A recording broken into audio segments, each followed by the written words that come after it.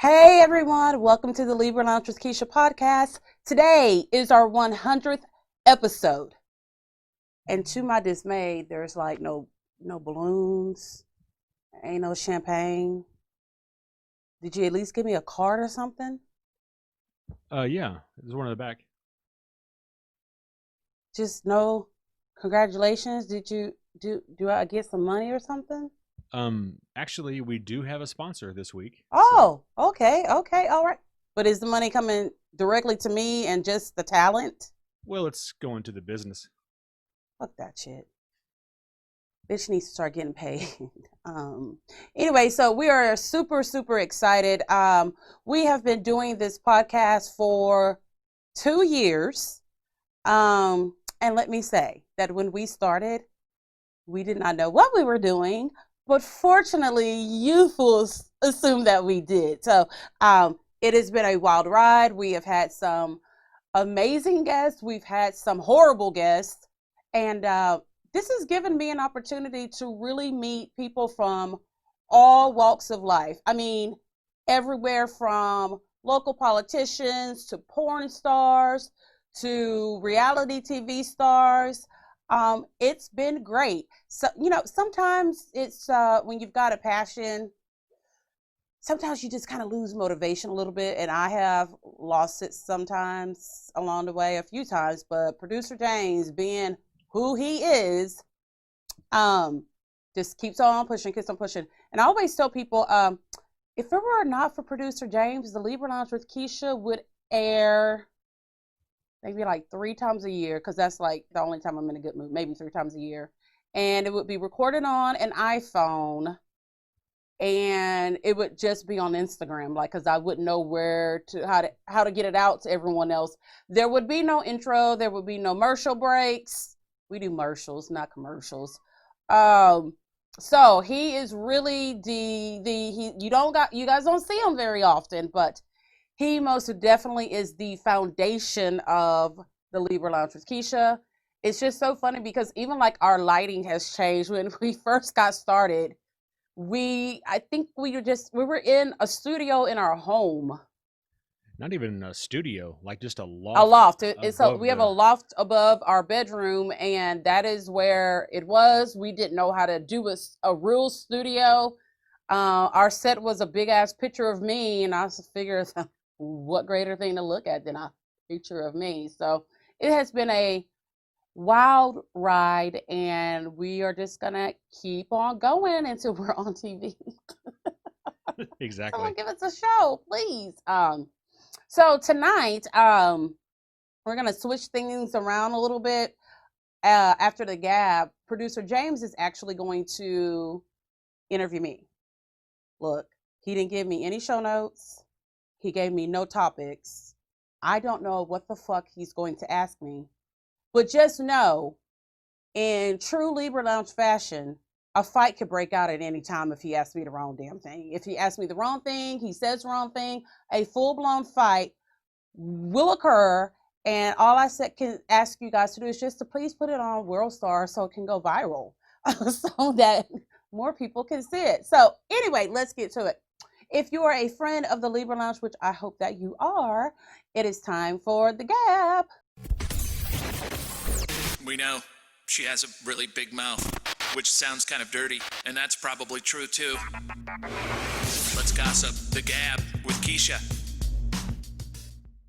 All right, so I've got to make mention of this.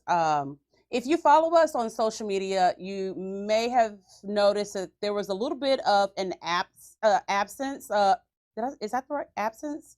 Yeah. Yeah. You didn't really get any posts for about probably a good week and a half, 2 weeks.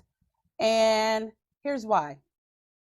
Do we have like a PSA music? Because this is a PSA announcement. Yeah, I can put a little PSA underneath Okay, it. my people of all colors, all creeds, all walks of life, all sexes, all of God's little children, do not ever, and I mean ever, let your doctor give you a flu shot a pneumonia shot, and a tetanus shot in the same day. The motherfuckers tried to kill me, y'all. I was literally bedridden for 2 weeks. I think part of the problem was that, first of all, that shit hurts. And then, is it fair to say maybe it kicked in a little bit of a lupus flare up too? I think it's pretty fair. It was bad. And producer James, when did you know things were really bad? How were you able to say, man, she's fucked up? I knew this was a really serious situation, and at about 9 p.m. at night, we're both laying in bed, and you told me, hold me. So for our listeners that maybe are new, Keisha's not the most, I don't know, like loving thing on No. the earth. So for her to say to me, because she sleeps as far across the king size bed as she possibly can, she would build a pillow fort if it I wasn't too do. obvious. I normally do have a little pillow. It is like the wall of Jericho between us. I don't cuddle. Hugs, kisses, snuggles are reserved for puppies and children.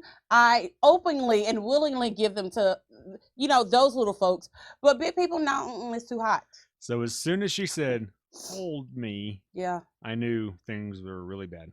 I'm just gonna give a few highlights of the things that kicked into motion after these series of shots.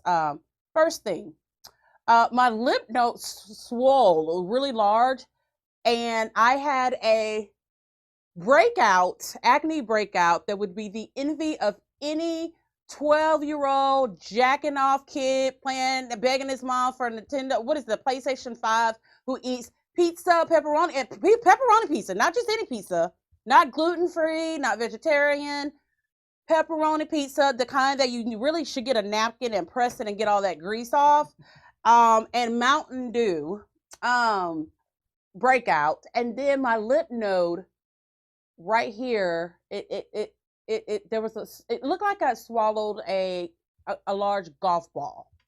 Then there was a time that for about 3 days, I took showers and I took baths, but I didn't bathe. So there was a highly suspicious smell around the house. I know what it was. Then there was the time that I got pissed off at everyone and cussed them out and told them to leave me alone. And I was stuck in the bathtub for 15 minutes. I couldn't get out. I don't know what a gunshot feels like, but I'm pretty willing to bet that the arm that I got the pneumonia and the flu shot in, it felt like someone had an AR and shot me with it in the arm. It was painful. I couldn't move it. It couldn't be touched. What were some of the other things? I couldn't eat. Bitch lost like 15 pounds. I had fever. It was bad. It was bad. I think I told James at one point, if COVID is like anything like this, just let me die. I actually told him one day, just put me out of my misery. I don't care how you do it. Just you can just whatever. Rat poison me. Nothing could be worse than what is going on right now. Those are the really good highlights. Yeah, I mean, there was some diarrhea. Oh yes, there was diarrhea. Yeah. There was vomiting. There was malnutrition. There was abnormal hair growth on the face. I basically was Stripe, the gremlin, when he got water on him. That was me. I was fucked up from the flow up, from the what is it saying? From the toe up. From the toe up to the flow. I mean, it was bad. I had no energy. Even the animals would come in the room and like sit around like watching a vigil. You know, like when they hear stories about like cats and dogs who can sense impending death. Yes. Like that's what your animals were doing to you. Yeah. Liam, our cat, every morning basically would, bitch, are you dead or alive? Bitch, you up. Bitch, I think I wore the same pair of panties for about a week. I was disgusting. Just was totally disgusting. Didn't care. Was mad at the world. I cried. It was horrible. I'm not taking a COVID vaccine. Ain't no way, ain't no how. I don't know. Put me in a bubble. I don't know. I'm not taking the COVID vaccine. First of all, y'all got that vaccine together way too quick for me. And I would like to see, I'm going to have to actually have living recorded proof of you giving the COVID vaccine to someone and they don't die. I feel like if I got that fucked up over those vaccines that we've had for many years, I guarantee you there's going to be a large amount of people walking around with 3 eyes, 4 arms, like 3 knees on each leg with the COVID vaccine. Remember in the movie Blade where they Yes. got the EDTA? Yes. That's what it's gonna be. There's people exploding. Just exploding. Be like, well, let me just go ahead and put that, one of the side effects, you might fucking explode.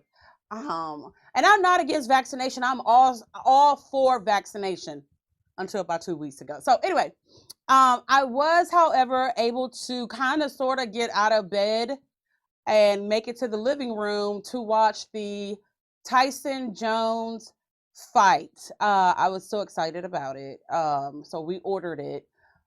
That was some really good entertainment. We love going to shows, whether it's, we love going to the movies, theater, concerts. We've gone to freak shows, all kinds of things. So we haven't been able to do that shit this year. So this was really exciting. And the fact that Mike Tyson was getting back into the ring after 15 years. 15 years. Okay, so no one really knew what the setup was going to be for the match until we actually started seeing it. I cannot remember the people who actually put on this fight, but they did a really damn good job. Like, it kind of brought me out of a little bit of a COVID depression that we've all been in. There was good entertainment. They did the very best that they could with what they were given and not having an audience out there. So it's pretty much, what was it? 1, 2, 3, 4 fights before the real show. Right. Okay. And in between each fight, Mario Lopez was actually the host. I guess this motherfucker just not gonna age at all. He don't age. He don't, and neither does Sugar Ray Leonard. True. Because Sugar Ray Leonard, a boxing legend, was there to do commentary, and I'm like, 64? I'm like, motherfucker, where? What? Show me your balls. Do your balls look 64? Because none of this looks 64, Sugar Ray. I guess that's what happens when you got sugar and chocolate in your blood. I didn't know. I knew some of the hip hop artists that performed. I think French Montana was the first one. They had who was that? Future was on there, and Future had the biggest blunt I've ever seen. Yeah, that wasn't blunt. That was thick and wide. I was just, it looked like a sage bundle. It was that big. I just kind of got as close to the television as I could, hoping that I could get high on contact in any kind of way. There was a couple of other people that I didn't know.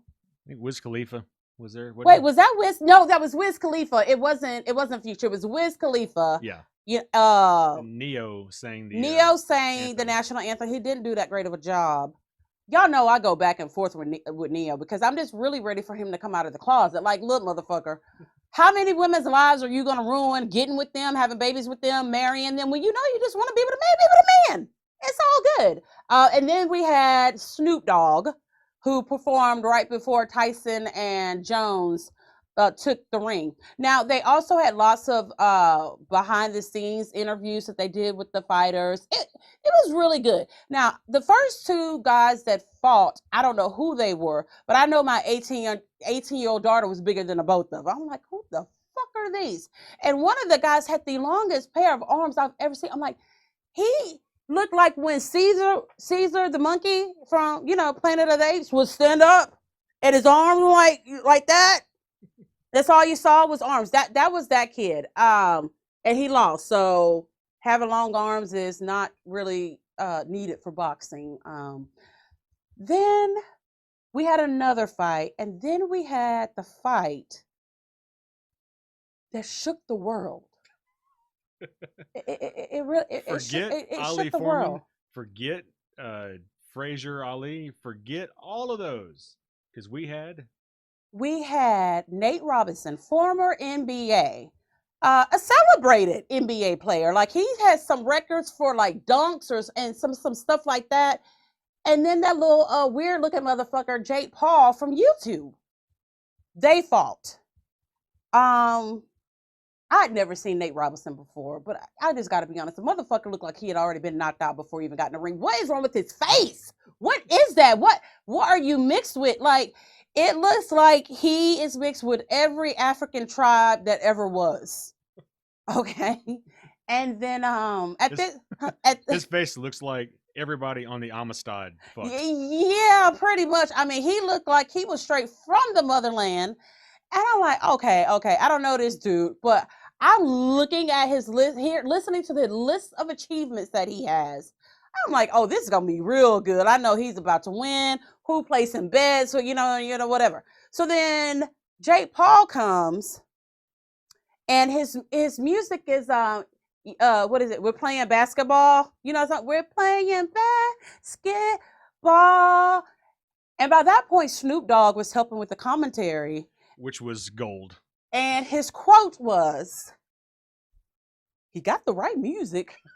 I knew then we were in trouble because Snoop was right. The white boy did have the right music. I don't exactly know.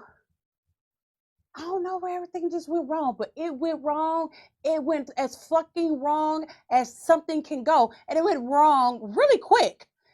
Before Jake Paul KO'd Nate Robinson, he had knocked him down a couple of times. Didn't he knock him down like twice? I think he knocked him down once in the first round and maybe one more time or twice in the second round before he knocked him out. I mean, the first time he knocked him out, I felt the spirit of all my black ancestors saying, "Get up. Get up. Get up." And he got up, but he went right back down.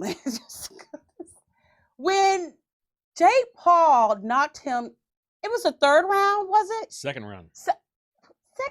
Middle of the second round.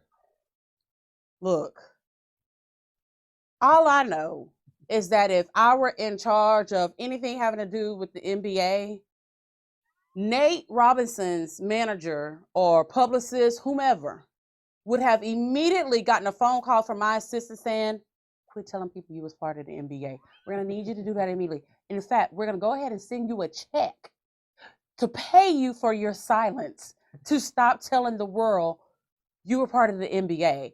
It was just like, how the fuck do you let a YouTube star knock you out? And here's the thing.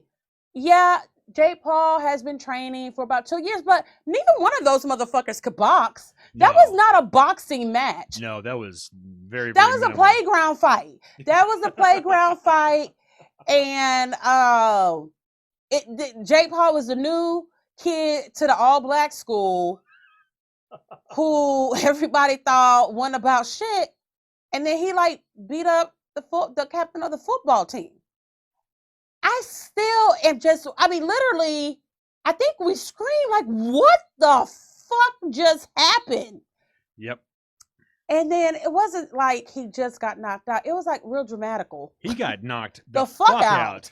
Yeah. Yeah, like he got knocked the fuck out and he was laid out. Yeah, sometimes you see a knockout and the guy will sit there for a couple of seconds. They'll call the fight and then he'll kind of like, ease his way back up. None of that, no. Nate Robinson was out for some time. Was out.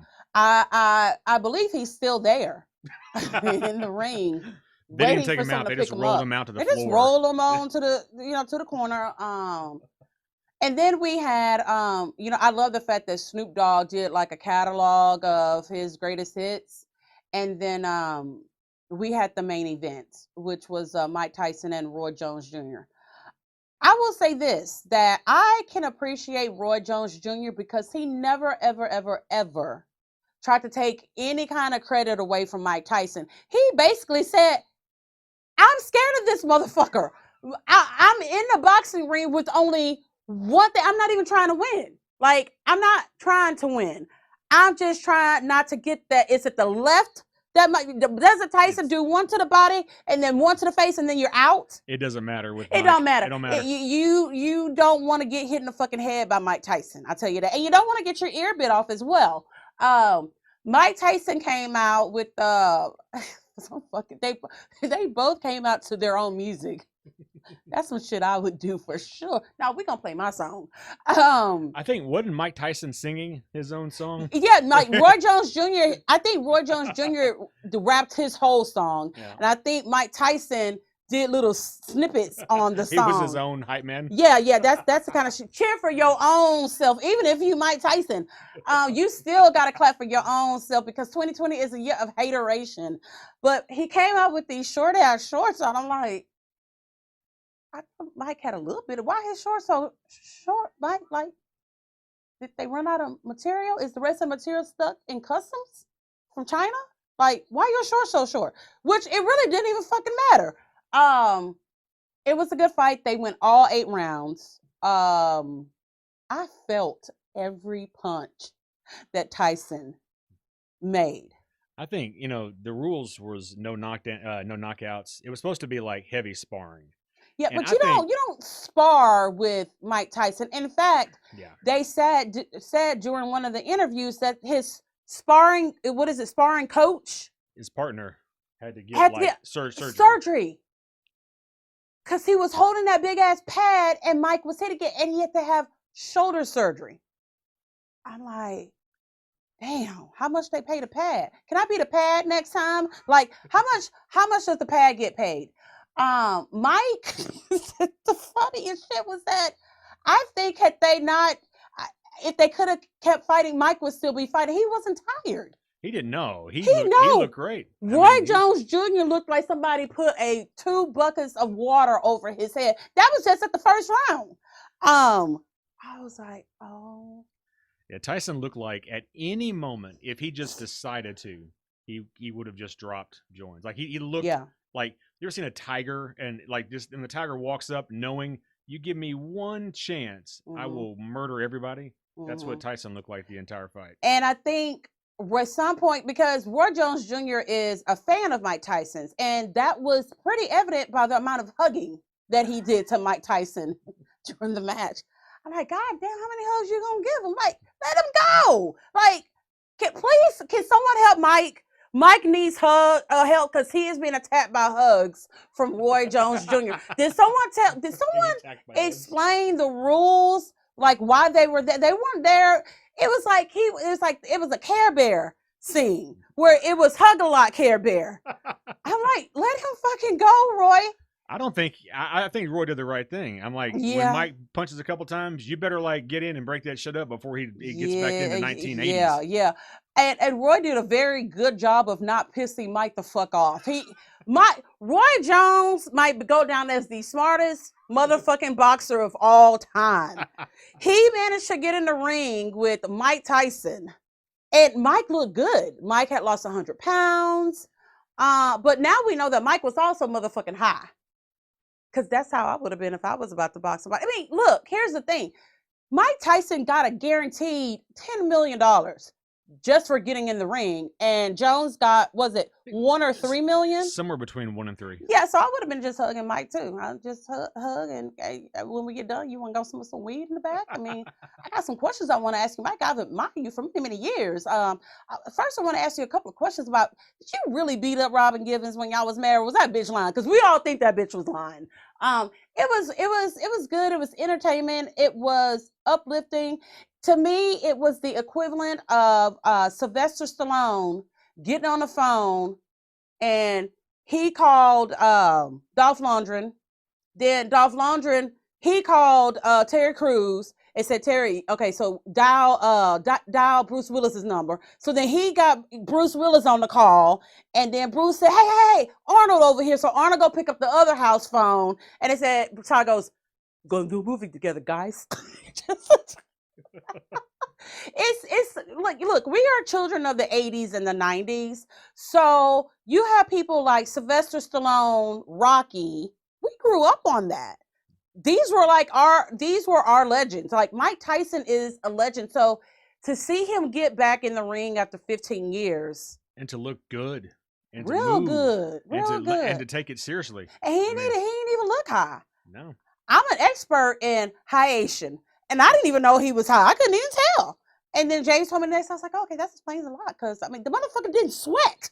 And he really, the only moisture on his face came from Roy or the water bottle. That was it. From the sweat from Roy's face. From the sweat, next to it his. was transfer sweat. It wasn't Mike's sweat on Mike's face. That was all Roy Jones' sweat. Secondhand sweat. Yeah. And again, then we had Snoop Dogg giving commentary. At one point, Snoop said, "Get your ribs out that ring, Roy. Get your ribs off that pit." The pit being Mike Tyson's fist. So it was good. It was good entertainment. It was a nice break away from everything. Yeah, I honestly feel like we all needed that. It was well worth the $50. Like, they could have charged more for that because it was straight up entertaining. They did an excellent job. When we get back from this break, producer James is going to interview me for our 100th episode. We'll be right back. Ladies, do things seem a bit off down there? If you're dealing with odor or excessive itch, you're not alone. 1 in 3 women, including myself, are doing the same. It's time we remove the mystery from feminine health and confront it head on. Meet Flower Power, a natural vegan vaginal suppository that helps rebalance things quickly and easily. Flower Power contains boric acid, an oceanic mineral that has been used for hundreds of years for its acidic, antiviral, and antifungal properties. Our products are backed by doctors, cruelty-free, vegan, and made in the USA. Flower Power is simple to use and incredibly fast-acting. Often, a reduction in odor can be noticed in as little as 1 use. So what are you waiting for? Try Flower Power today at getflowerpower.com.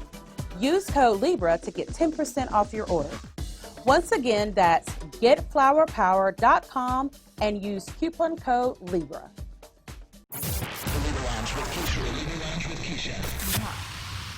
Welcome back to the Libra Lounge with Keisha. We are celebrating our 100th episode, and producer James, some of y'all I don't think realize it, but he and I are like kind of married. Kind of a lot married. Yeah, we're married. Some people don't know that, and some people also don't know that producer James has a real job. Like, some people have thought that this was his job. I'm like, well, let's be fair. This is a job. Yes, it is a job, but it is not a paying job at all. So yes, we most definitely have our 9 to 5s. Yeah. So producer James, I don't know what he's going to ask me, but I'm just telling you right now, don't piss me off, because I reserved the right to snatch this mic off and walk the fuck up out of here and not talk to you for 3 days. I realize that. Okay, good. Let's roll. Ready. Okay. All right. So, how did you get started in podcasting? That started with a Facebook post that was sent to me by a friend, because there was a new internet radio station looking for hosts. They were looking for business owners to have shows. And so I sent in a message, and I think it was kind of like, I'm a RuPaul obsessed, ginger bearded, husband loving Black chick. And they were like, we want you to have your own show. Yeah, that's how we got started. So what was it like? So, okay, so you get lined up to do a show. You go in.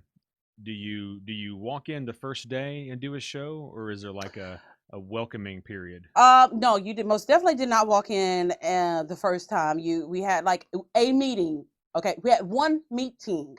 And on my first show, one of the owners was, I think for everyone's first show, he kind of did what producer James is doing now, and he interviewed the host.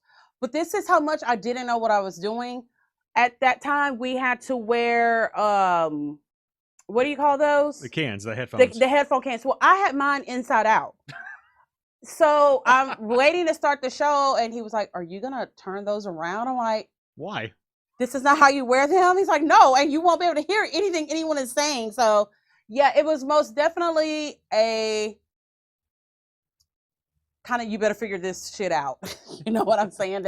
There was not much guidance, but I guess I'm a quick learner. I'm a talker for damn sure. So what do you so after that first episode? Well, first, did you enjoy the first episode? I was a nervous wreck the first episode. Oh, you know what? I forgot. Just remember, Skylar was on the first episode. She did a segment there too. I was nervous. I don't know if I enjoyed it. I was just like ready to get it over with. It's just like, come on. That was like the longest hour. After that, I was like, oh, okay. And I want to say that episode was probably the first and last time that I fully listened to any podcast I've ever done. I don't listen to them. I don't watch them. I did that one, and I was like, fuck, I sound horrible. And so I don't do it. So that's a good point. Why don't you listen to what you do? Like, do you think you just do it perfect in one take? Don't have to worry about it? Part of the thing is that I know what I said already. Why do I need to hear it back again? Why do I need to listen to me telling me what me already heard me say? So therefore I don't listen to them. Well, some people would say that you watch your own work to improve and see where you need to do things differently, do things better. Do you just trust your producer to take That's care why of you that? have a motherfucking producer. I allow the producers to do their jobs, to produce, and then tell me things that I did wrong and things that I did correctly, and then we move on. So no, I don't listen to them now. Once I'm done here, I'm done with the show until the very next show. So how many episodes did you do before you kind of felt like you had your groove, or you kind of had you were comfortable with how you were doing things? It was probably the third show,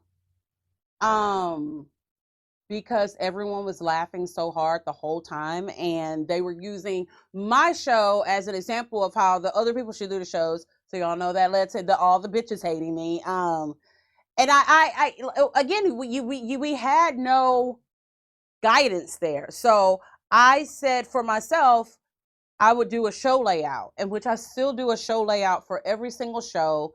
It is very professionally done. We everything's written out, and we send that to our guests. And I also use the show layout every week. And I was the only one who was really doing that. And I had to, because a lot of my show is based on celebrity news and gossip. So I had to always see like what's going on, who said what, who did this. The hardest thing was coming up with topics and guests. So I want to say the first 8 shows, all the guests were my friends. Just like, you're coming to do the show. So we did shows about dating, beauty products, little people, sex. I mean, it was crazy. I mean, I even got kicked off. I got kicked off the air a couple of times too. Well, so we'll get to that in just a moment. Okay, great. For sure. So, is there anybody that you took any inspiration from in order to kind of do that, or was it just to do what, the show layout? Well, no, not the show layout, but just some people like me. I have people in radio that I really look up to and really enjoy. Yeah. Was there anybody that you kind of drew inspiration of in terms of the show, the content, the way you approached it? No, because I'd never listened to a podcast before in my life. I'd never listened to a podcast. I just knew that what I liked. To me, it was like, well, I'm going to talk about what I like, and then that's it. And most of it was celebrity news and gossip, and then it just kind of evolved from there. But no, I think a lot of people have compared the show a little bit to Wendy Williams' show. I will say this: I did watch Betches has some little. I don't know if it's they do like little interviews, and so I did watch that a little bit, and I saw a few things that I liked, but I didn't do the shit. So how did the show end up doing? Like, how well did it do on that platform? It was the #1 show on the platform, which for some odd reason made people jealous. Well, So give the audience an idea. You guys say so. Your show was very much entertainment, Yeah. comedy, hot talk. Mm-hmm. What were some of the other shows on the platform? Ooh, boring. Well, I mean, what were their topics? Like, what were you going up So against? with me, every week was a new topic. So some of the guests, some of the other hosts, their show was all about real estate. So every single week, you talked about real estate. Another person was local things going on in League City. Who were some of the other people? Well, you had the Beauty Boss, all beauty products, right? Beauty's Talk.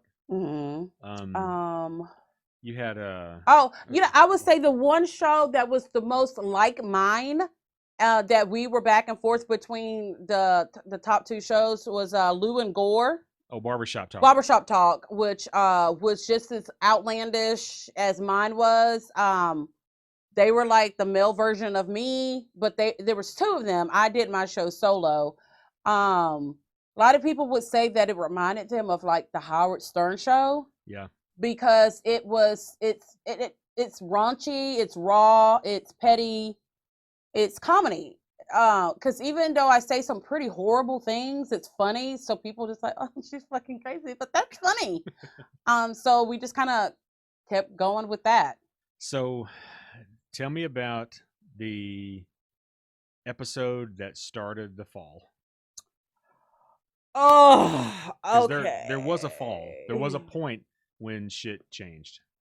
So I had a comedian, Adam Bob, who has been on the show since we've been on our own. Our good friend Adam Bob. Our good friend Adam Bob. And again, I've always done a show layout. So we were talking about sex questions, right? It was sex. Yep. So I'd given all the questions to the owners of the radio station.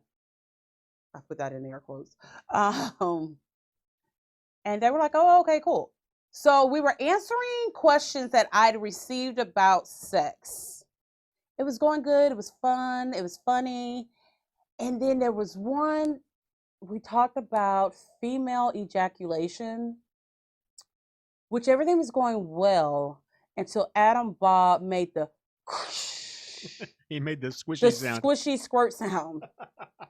And they pulled the show off the air in the middle of the show. In the middle of the show. Now, mind you, I'm in the studio recording. We have no idea that they have pulled off the show.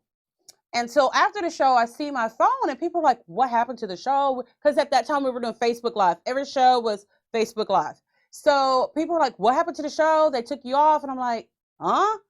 They're like, yeah, just right in the middle of the show, it was taken off. And then, of course, then I got called into the office. And they're like, we're moving your show to nighttime. Yeah, it was the only nighttime show. Yeah, they said, we're going to move your show to nighttime. Yeah, that was a bit much. But I didn't say it. My guest said it. They're like, you've got to do better with controlling. How the fuck do I know what's going to come out of their mouth? My thing is, if anything, it was the producer's fault. They should have bleeped that shit out. I mean, I didn't know he was going to make the gush sound. I mean, it is what it is. I mean, I don't do. And shit. Well, and now that's like you can make that sound now and make it a #1 hit single. Pretty much. That's what a lot of hip hop artists are living very fabulous lives because of that. So yeah, that was the start of just. So tell me about the relationship with management after the move to nights, because it changed. Oh yeah, it changed. One of the owners was like really fucking hated everything about the show. The other one loved it. But let me just fast forward to where we are now and that station. Yes, please. It is no more. Because you had one owner who was embezzling. Is it embezzling? I think it's straight up embezzlement to pay for his sugar baby prostitutes. Literally, like pay his bills. That was the name of the website. Yeah, sugar babies. There was no money. They were getting locked out of the building. It was bad. I think one of the owners had to wind up putting the other owner on blast, which he did good at receipts. He even had the checks that the other guy had written. So I'm just like, karma is a hoe, ain't it? You know what I mean? So yeah, but I felt so good when we were no longer part of it. because it had become a great source of anxiety. Every time I would get ready to go, my stomach was hurting. I just dreaded it because it was, no matter how great the show was, they bitched about something. The better the show got, the more popular it got, they bitched about it more. Just like, what the fuck is wrong with y'all? Your necklace is caught on the mic. Can you check that for me real quick? Thank you. Okay. You put it right back where it was. Okay, that's fine. Okay, good. Thank you. Stop. Okay. You can see how much skill she learned in being a professional broadcaster from her experience. Talent. Yep. I'm simply talent. So things went sour. And how did it, because it ended, how did it end? We're canceling your show. That was like, was that after a show or the next day? It was like the next day after. Check this out. The motherfuckers still had me do my show for that week. And then the next day, they're like, we're canceling the show. And it was supposed to be because we had to each have sponsors. And I was short one sponsor. But I think they were just done with me. Because I would book them on everything that they said. And it's hard to describe because it's just like, how do you get rid of someone for doing a good job because they did it too good? But then, I mean, when your sole purpose of going to work every day was to steal money and fuck hoes, and the other guy wasn't that much better either. Former fucking cokehead who sleep with half of Clear Lake. Wow. Okay. Easy. Yeah. So, yeah. No love lost there. Yeah, obviously. Yeah. All right. So the axe falls. What do you think the day after the show is canceled? Do you think, I'm done with broadcasting? No, the next week we had another show and we did it. And we never stopped, like literally same day, same time that it would have aired on the other platform. We created our own platform. We bought equipment. We bought equipment. And we had the show the next week. And we did it remotely. Yeah, and people didn't even realize that we were no longer with that internet radio station because we never skipped a beat. Right. We were kind of mentally, I want to say things had gotten so rocky, we kind of were like each mentally preparing for this, not really talking to each other about it. So when it came time to do it, James has already had like a list of equipment he needed to get, and we kept going. Well, one of the things that we did while you were there that was smart that no one else did, you were creating your own brand. Oh, yeah. We created a brand. We created the Facebook account. We had everything pretty well separated. Yeah, we'd already, so they really didn't notice. Whereas they were buying followers, we accumulated them on our own. Right. And I think right now we've got like over 11,000 followers on Facebook. We're over 12,000. Yeah, and then we were kind of late to the Instagram game because I didn't fucking understand Instagram for a very long time. It's still tricky. It's still very tricky. The algorithms are constantly changing. They change so often that we've got like a little podcasting community here in the Houston area. You're like, what are the algorithms gonna hate on us today? Like we're like the fucking algorithm. The algorithms are haters. Like they constantly change. If you post too much, your shit doesn't get out there. It's so. Yep. It's stupid. So all right. So we got the show relaunched. Yes. As a Libra Lounge with Keisha on her own. Uh-huh. So tell me about the first setup. Like how did it feel to you when we relaunched it? The first show was actually at that place that I'm gonna not mention the name, where that bitch who had to leave to go cuss out.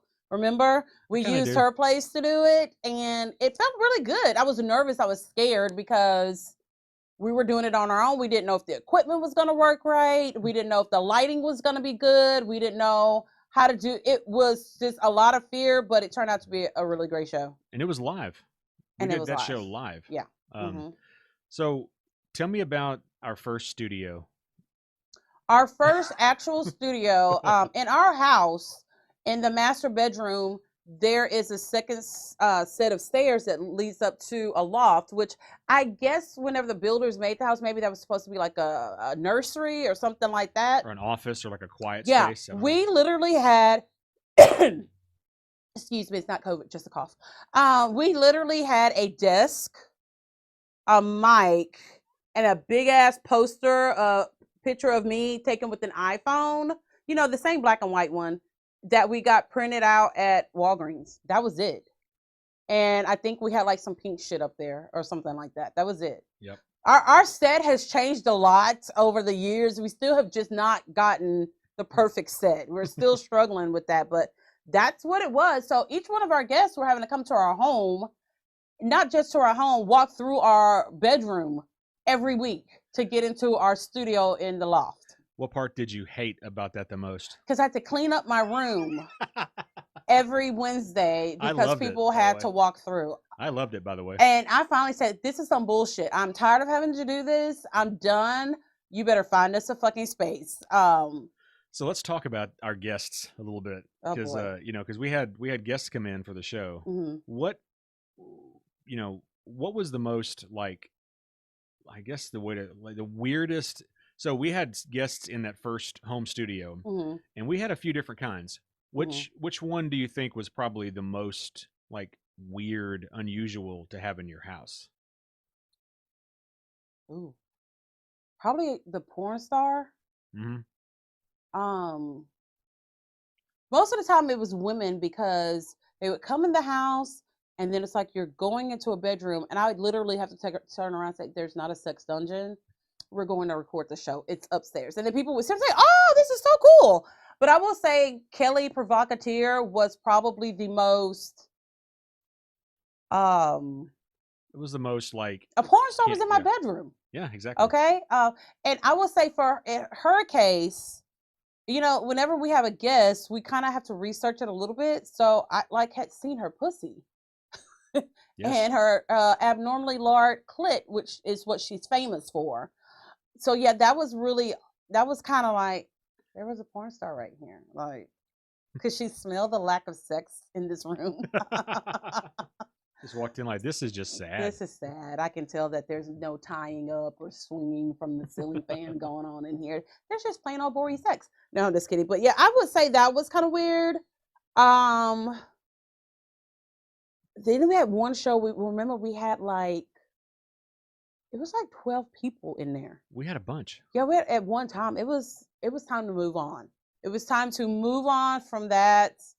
Yeah, most definitely. So. And then the animals in the house. Oh yeah. Then they started interrupting because they wanted to be on a podcast too. That's how so many people know Sushi, the toy poodle, because he was a frequent guest on the show. Whether he was in there or not, you heard him because he wanted to be heard. Then we had a couple of times the cat would jump on in the middle of the show, jump on the desk and get right in my face, like, make me move. Oh yeah. You're recording. I will call Sarah McLachlan and all her people and let them know what you did to me. So it was just like, I'm done. We got to get up out of here. So we did. So yes. How did that come about? How did we get out of there? It's the same way we do everything. It's like a harebrained idea that I have. I tell him, and then we just go on to it. So yeah. So anyway, we're going to take a quick commercial break, and we will be right back. The Libra Lounge with Keisha. Welcome back to the Libra Lounge with Keisha. So while on break, producer James says, how's it going so far? I'm like, well, your questions could be a little more entertaining and less boring. So he's supposed to be stepping it up right now. So let's see what he got. Okay. So why is being a complete bitch on the air the best thing ever? It's natural. Like, okay. There's not like, okay, so my on-air persona is a little bit more turned up than like my normal, but it's pretty much the same person. My raunchy, raw, comedic side, I get to express it more here. But I'm pretty much the same person, on and off. So what have you learned about having guests? Because we have learned some lessons about guests. Every guest is not a good guest. There are some pretty fucking boring people in the world, and we've had some of them on the show. What do you do when someone's just a bore? I try to tell them during a break, calm down. It's a conversation. Answer the answer the question, but you can add things to conversational, because I'm getting bored. You know what I mean? But I have learned since then how to carry my own show, regardless of how good or how bad the guest is. I still take control of the show. That was back then where I was just like, kind of scared a little bit, I guess. But yeah, we've got some odd guests, and then we've had some guests who have become friends. We have had some guests that it's like, oh my gosh, that was so much fun. Yeah, so it just depends on the exchange of energies, really. Yeah, I mean, some guests that we've had have become friends, like you said. Yeah, Some are been celebrities that yeah, you still keep in contact with. yeah. Right? Hmm. Like, who are some of those that we had on the show, That and then I you, talked to, like, on social yeah, media, Erica Rose, who has been on The Bachelor.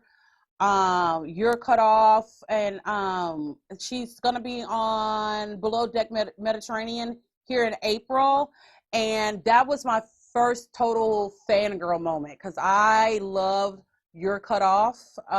It was a reality show on VH1. So to have Erica Rose, who is also an attorney here in the Houston area, was just like, oh my God, Erica. So that was great. And her and I talk on Instagram maybe a couple of times a week and kind of, know what's going on with the other one. And yeah, so that was great. Comedians are always great to have. But they're also intimidating to have because you have to be able to keep up with the comedian. And a comedian, you never know what they're going to say, how they're going to react, because a comedian will take your show over and talk about you and make you sit in a corner on your own show. And I'm like, that's not going to happen. So well, one of the things, I mean, we've had Adam Bob, who is hilarious. hilarious. He was the guy that I kept saying he was shaped like he had spina bifida. Yeah, Yeah. SpongeBob, Adam SpongeBob. Yeah, the Spina Bifida of America Association sent me a couple of letters. I'm just kidding. A couple other comics we had. Benjamin Daniel. He was very funny. He was funny. He reminds me of I don't know if anyone remembers that actor DJ Quells, who a lot of people said looked like a white Snoop Dogg because he's just tall, lanky, big ears. He was really good. He was a guest that came in and immediately offered weed, which I thought was very kind of him. And that was good. We had fun, even though he was talking about his history of drug abuse and rehab. But it was still, I love having comedians on the show because it's so fast paced and it's just, they can keep up with me, I can keep up with them. So it's great. Who do you not like having on the show? Who's been your least favorite? You don't have to name names, although you might. Who's been your least favorite, either guest or type of guest? Nonprofit people. When we have had people from nonprofit agencies on the show, they are total snores. But as soon as the show is done, they are turned up. I'm like, well, why would you like that on the show? They're like, oh, we were nervous and we have to. Yeah, so those have been the worst by far.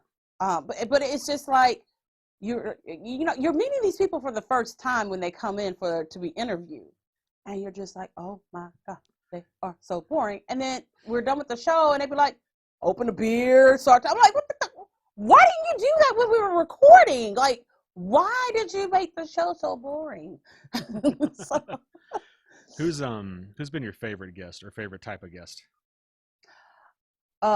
Aside from comedians, of course, like having, I got to interview Erica Rose, got to interview Money Cachette from Little Women Atlanta. I think Kel Lowry from Teen Mom was probably I would say she might have been my favorite. Mm-hmm. That was another fangirl moment. I mean, I've known this girl since she was 16 and pregnant. Well, you didn't know her. I do know her. Okay. I do. I know her. So that was great. So it's always funny to hear their reaction to the fact that you really are a fan of theirs and you know so much. So that's always cool because, like, no, when I say I'm a fan of yours, that means I am a fan. Because if I don't like you, I'll be like, I don't like you, but we still gonna do the show together. So yeah, those have been the most fun. And when we have musicians come in, they're fun as well. There's usually alcohol involved. Oh yeah. How do you enjoy that No, Hennessy I don't enjoy it. when Singer Sterling comes in? My liver can't take it. You dehydrated my liver, Singer Sterling. That's way more Hennessy than it is cranberry juice. I need cranberry juice with a splash of Hennessy, not the other way around. So, yeah. What do you regret or like, do you have any regrets so far, or what would you look back at this point and go, man, I wish I hadn't have done that? Oh God. So there is one moment. Luckily, it was not on air.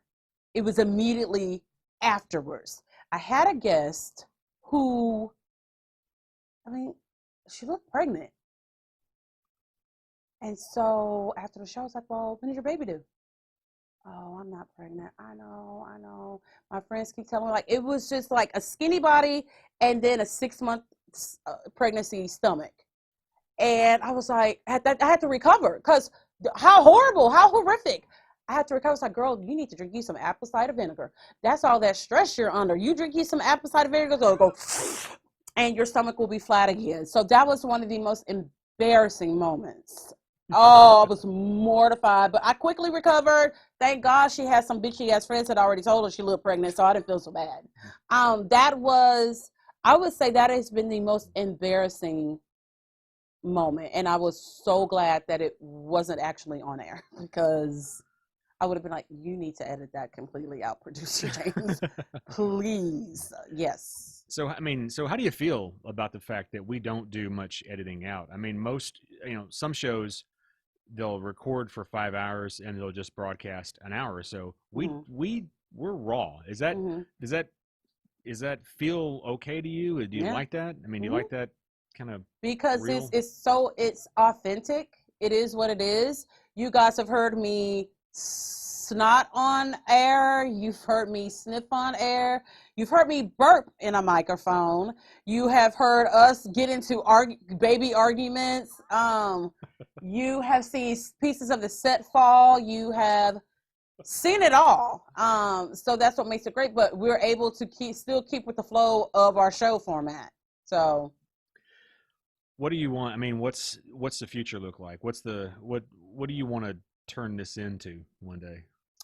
I mean, it'd be lovely if we were like a little show on television, or I became like one of the Real Housewives of Houston cast members. I may have to find a richer husband, though, James. I'm sorry. It's just, yeah, what you make is not, it's a little bit below the requirement for a social life. Mm. No, he makes good money. But Yeah. yeah, just I like talking, entertaining people. It's fun. It's funny. I figure if I can make someone laugh 1 hour a week, then great. And we've helped a lot of people too. I mean, our show is comedy based, so we have had some really importantly topic shows. What do you think was the most, probably either most important topic or maybe the most impactful thing that we've done?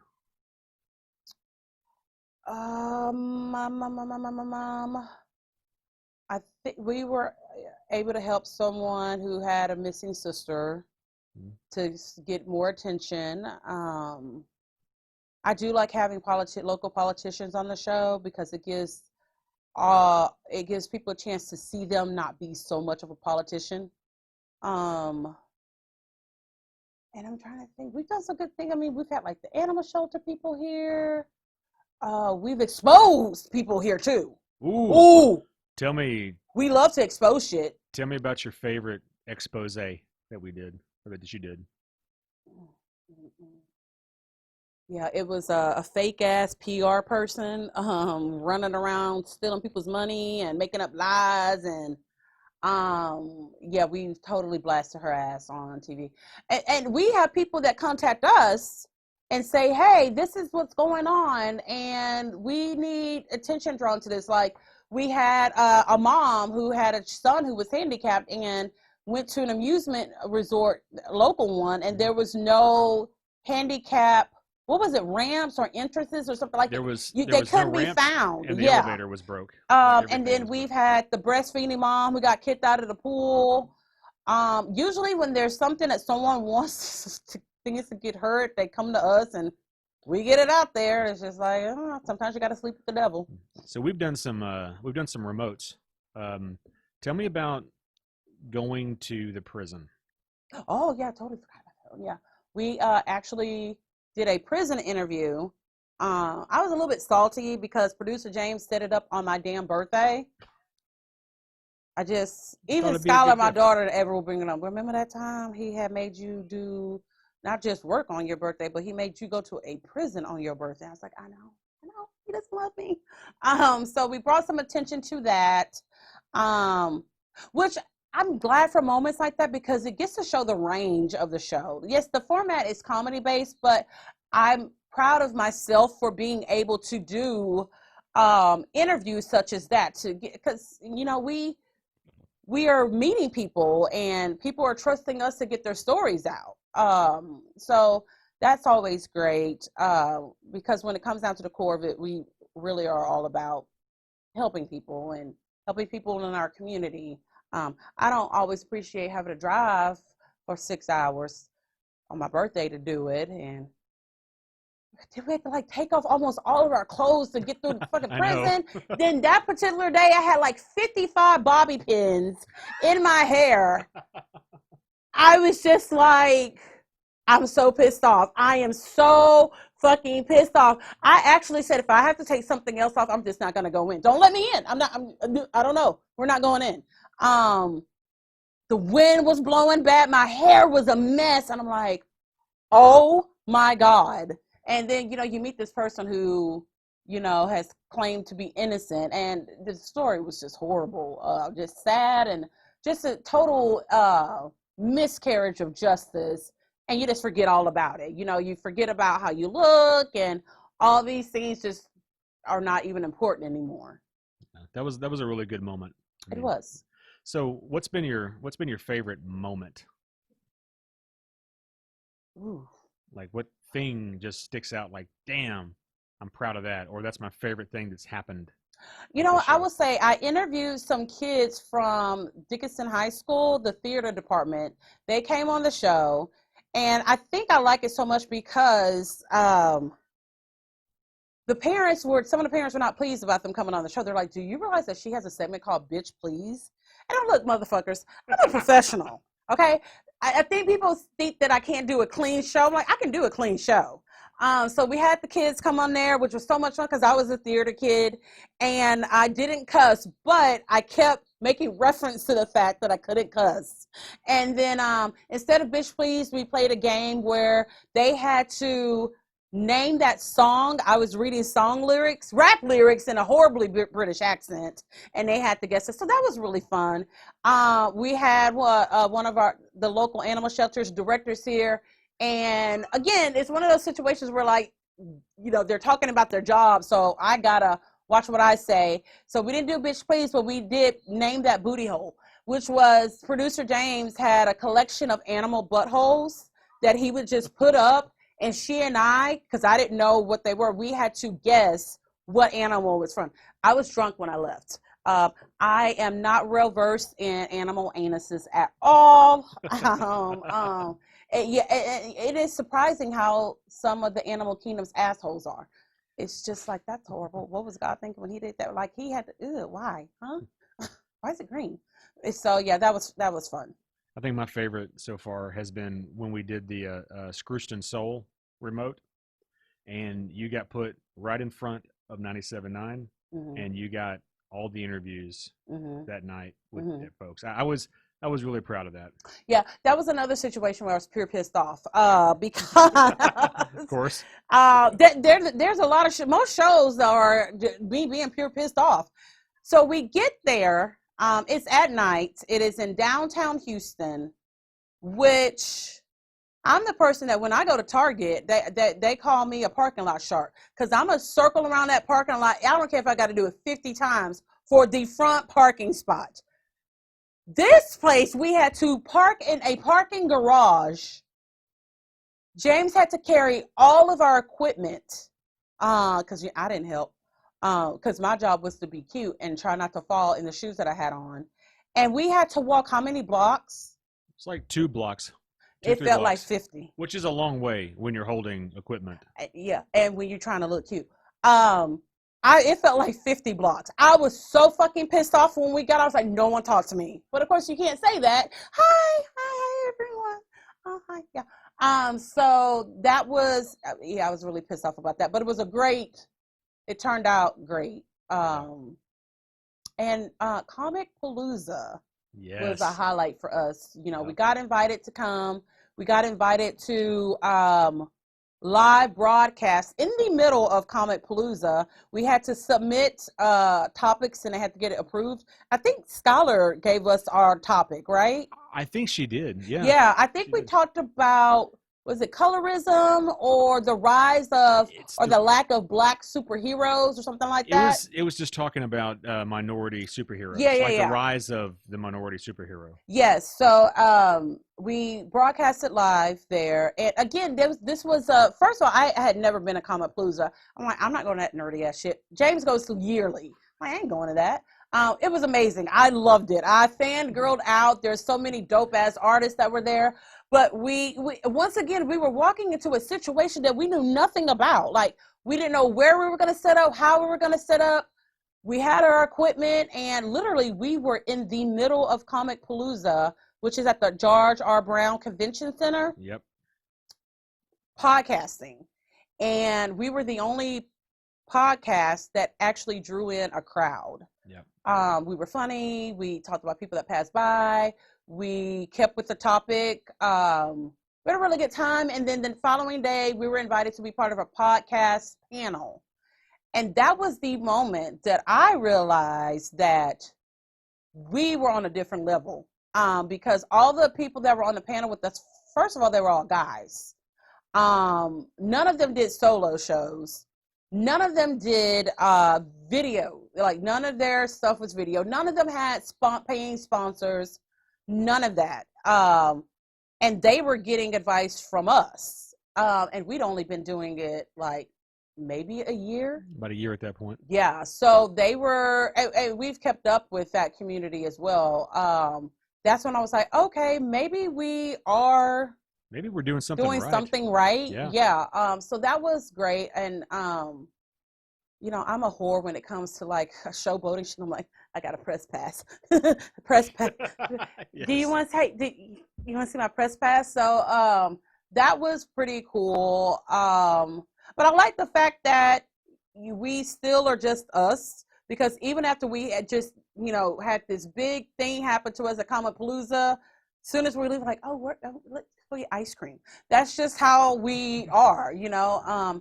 I think our our reach per month now, what is it? I mean, total everything. It's over 500,000 people. Over 500,000 people across all the platforms hear you. So I think we just basically. like recently broke onto the podcasting charts in France. Probably vous français. Yeah, that was the episode with Kale Lowry with the spike, and you showed up in France and Denmark and Great Britain, and I mean, I talk to people that are fans of the show that like live in South Africa. that's pretty cool. That's that's regularly. So that's really pretty cool, because honestly, when we do the show, I don't even really think of that people are listening. Sometimes it's like, oh, it's just something that we do every Wednesday.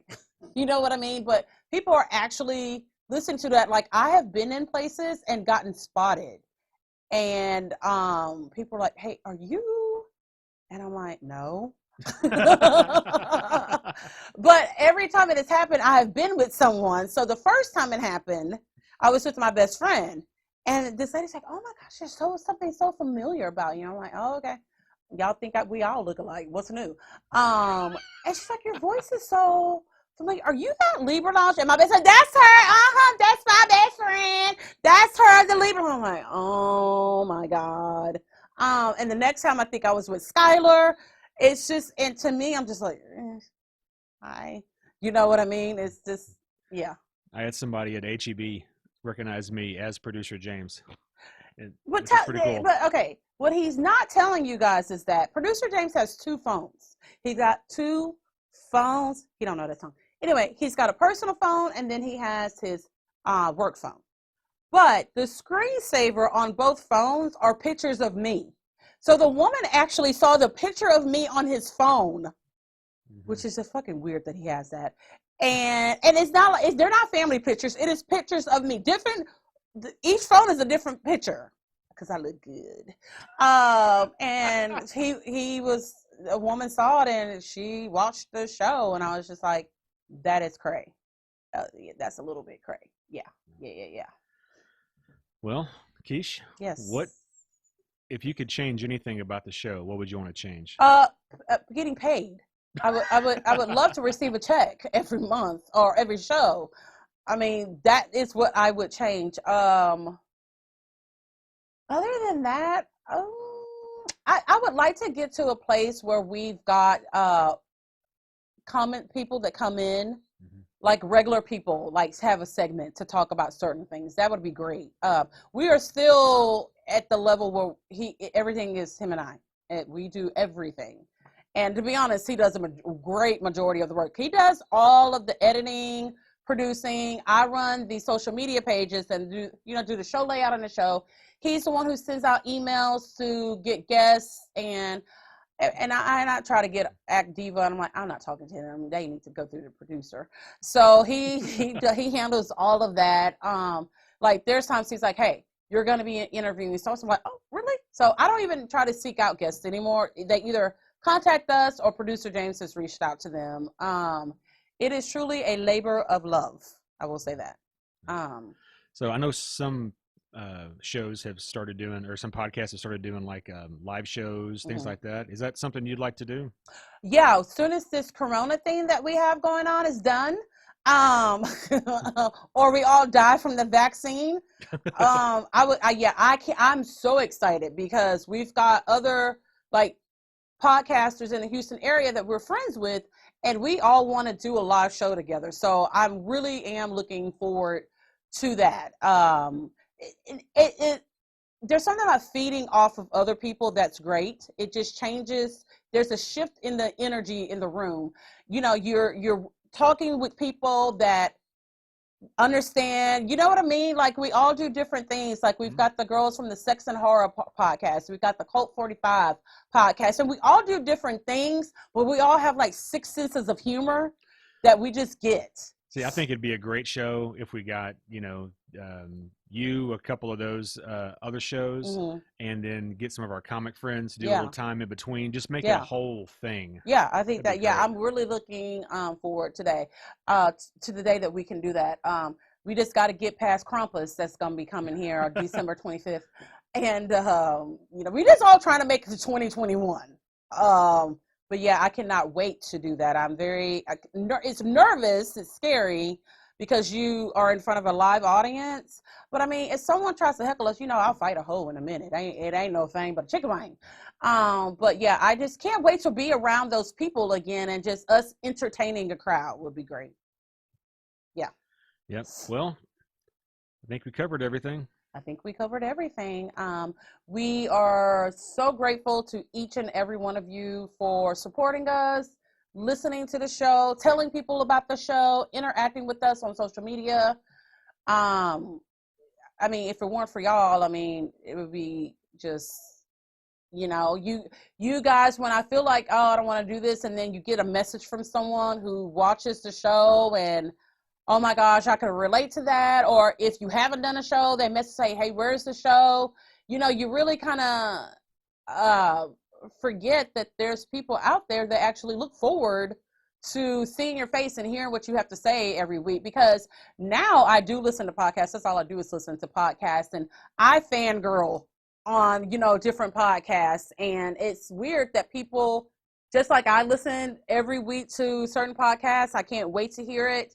There's people that feel that way about our show, and it's just kind of surreal in a way that's happening. And we just want it to grow bigger, and we want to reach more people, make people laugh, and share our stories with the world, and talk about celebrities, and we want to get paid. And piss some people off. We piss some people off. I do that on a regular. Like, that is like a fucking hobby. Like, if I had to get a resume together right now, I would put that under a job. Like, I do this all the time, and I'm really good at it.